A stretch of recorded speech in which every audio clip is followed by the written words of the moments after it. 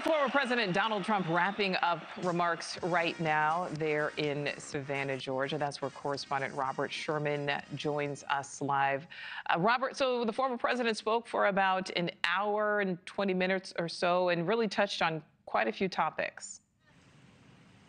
Yeah, one of the more dense policy speeches we've heard the former president give here on the campaign trail, really putting a focus on the economy and jobs, more pointedly talking about lowering the corporate tax rates for those companies that manufacture in the U.S., threatening to impose tariffs on companies that move their manufacturing operations overseas, trying to bring some of those companies that left the U.S. back to American soil, infrastructure investments, really covering a wide gambit of topics when it came to the economy. The bottom line boiling down to trying to paint this image for his supporters there of what a Trump presidency would look like if he wins in November, which he said would include more jobs here in the U.S., less jobs being lost to foreign competition, and bringing manufacturing back to America. This was a bit of what he had to say earlier. Take a listen. Here is the deal that I will be offering to every major company and manufacturer on earth. I will give you the lowest taxes, the lowest energy costs,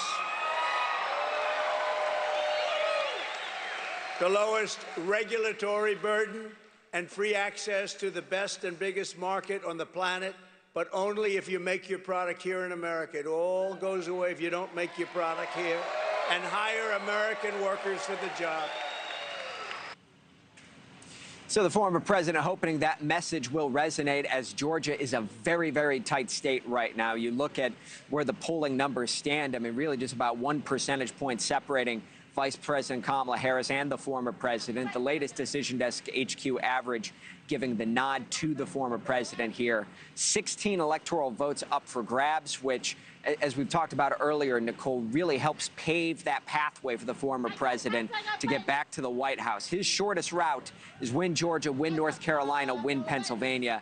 That's why this state is so critical to the Trump campaign. Nichole. Yeah, certainly critical in a win there. All right, Robert Sherman live for us in Georgia. Thank you.